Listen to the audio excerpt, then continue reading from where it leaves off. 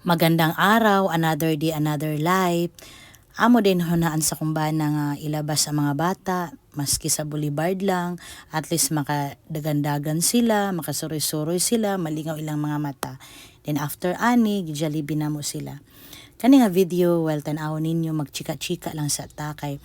Dari na ko tubagon tunay ng hutana ba nga. Unsa day nakapabag-o nako or natubo ba yun ming mga Diyos nun or relihiyoso nga pagkatao. Igsuon ang akong tubag ninyo, wala yun igsuon. Sa una, sapat lang nga may pagtuo kami, musimba mi, yun lang. Dili bitaw pareha karon nga mas nilawom gyud, mas nikusog ang among relasyon ug ugma sa Ginoo. Yung bang makadungog ka sa pulong sa Ginoo pero gi-apply gyud nimo sa imong kinabuhi ba sama panalitan. Sa una, di ta tig-ampo sa di pa ta matulog pag mata, pero karon may nampuon na ta. Sa una, kung musimba ta, magpantalon ta, karon dress na ta, babay na ta tan-awon. Kung sa una, nakita sa tao nga, dili kay ta muhatag og panahon sa makalihukan nga pangginoo, mga buhat nga Ginoo, karon muhatag na ta. So inana di tayo nahitabo sa mong kinabuhi. Ilabi na sa akong self, dako jud kay siya kausaban. No, kay ngano man igsuon. Useless biya ng tanan nga mingunta nga ay may nampuon ko tigsimba ko enough na diya ra ko to. Kay walay saysay pagyapon ang tanan kung walay mabag ug walay mausab nato, especially batasan. Kay daghang makita nato nga relihiyosa og Dios nun kaayo na mga pulo nga mogawas sila mga baba pero bati og mga batasan. Makita nato nga nagdala sa rinda sa pulong sa Ginoo pero dili mo batig kaluoy sa uban. Walay tinuray nga gugma, laktod nga pagkasulti, pulong Ginoo buhat yawanon. Diba? Mo na'y realidad sa pagkakaron.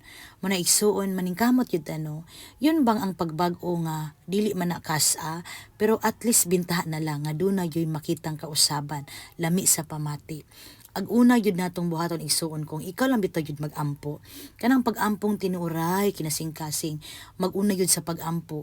Kay pinaagi sa imong pag-ampo, diya lamdagan sa Dios ang imong hunahuna, tudluan ka unsaon ang pagsubay sa matarong, ang imong kasing-kasing, tudluan sa Ginoo, unsaon sa kasing-kasing nga mobati sa mausab sa Ginoo.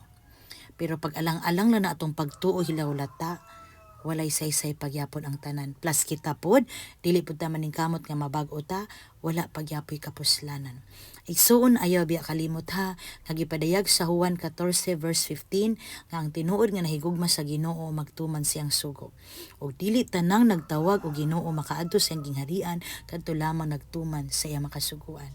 Mo nang maningkamot ta nga sa matag pulo nga atong madungog gikan sa Dios, puy-an nato, i-apply nato sa atong kinabuhi, dili lang kutob nga mamati kita. Hinatik suon nga doon na kay makuwang pagtulunan, bisan jutay lang kini, at least nakahatag ko nimo gamayng pagpasabot nga atong paningkamutan nga i-apply usab nato ang mga pagtulunan sa Ginoo. Kung gusto ta magbag-o, i-package deal, ayaw kalimot, ibag og iusab-usab ang atong batasan.